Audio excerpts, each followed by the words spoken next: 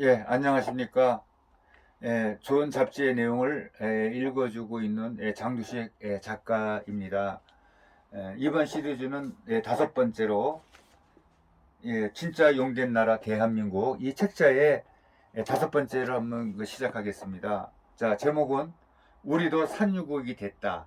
예, 한약을 한번 다리고 나서 그 찌꺼기를 재탕해 먹는 것은 또 상식이죠.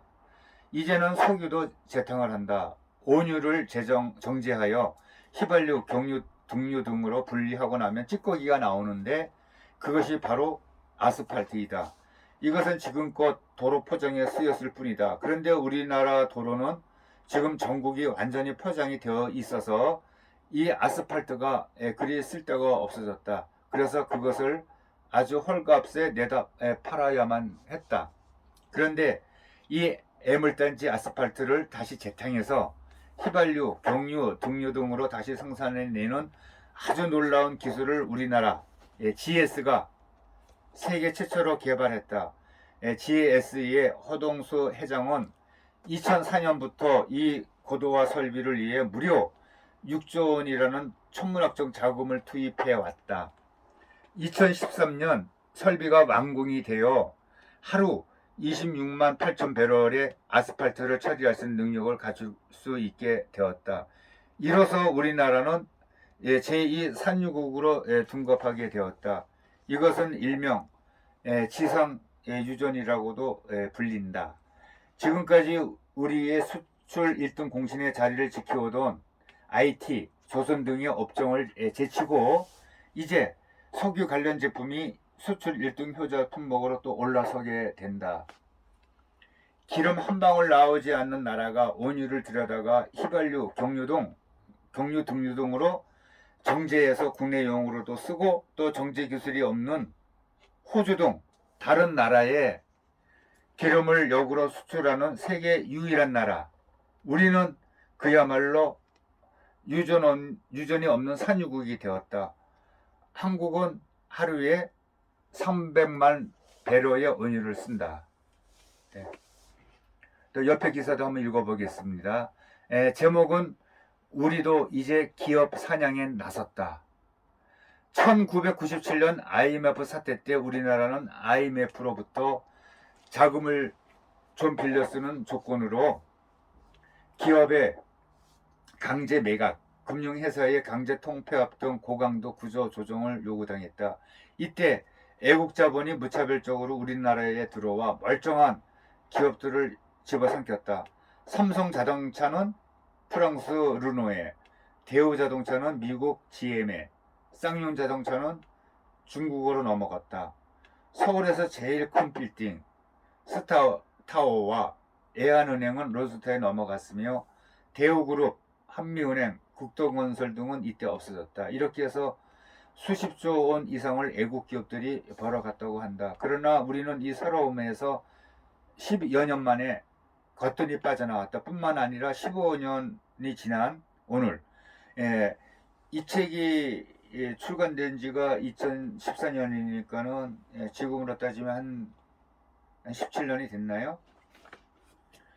우리 기업들은 IMF 사태로 시달리고 있는 세계 여러 나라에 가서 역으로 기업 사냥에 나서고 있다.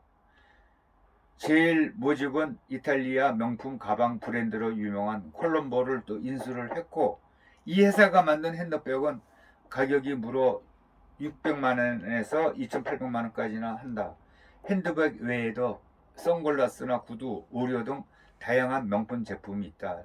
또한 이랜드는 2011년 이탈리아 명품 가방 전문 브랜드 만다라니나 덕을 인수했다. 이것도 100억 원 이상 헐값에 나온 것이다. 그래서 파리, 바르셀로나, 런던 등 전 세계 80여 개의 직매진과 각종 백화점 매장 등을 포함하면 800여 개의 유통망을 갖고 있다. 아모레 파시픽은 프랑스의 유명 향수 브랜드 아닉구타를 또 인수했다. LG 생활건강은 일본의 하전무품 업체로 유명한 긴자 스테파니 코스메틱스를 또 인수했다. 이 회사는 주로 안티에이징, 노화 방지라고 그러죠. 화장품을 파는 회사로 주요 브랜드로 뷰티풀, 스테파니, 월드원 또 등이 있다. 힐러 코리아와 미래 에셋이 세계 1위 골프 명품 타이틀 리스트를 인수했다. KTNG도 인도네시아 담배 회사를 인수했고, 이에 따라서 KTNG의 해외 시장 공략이 가속화될 전망이다.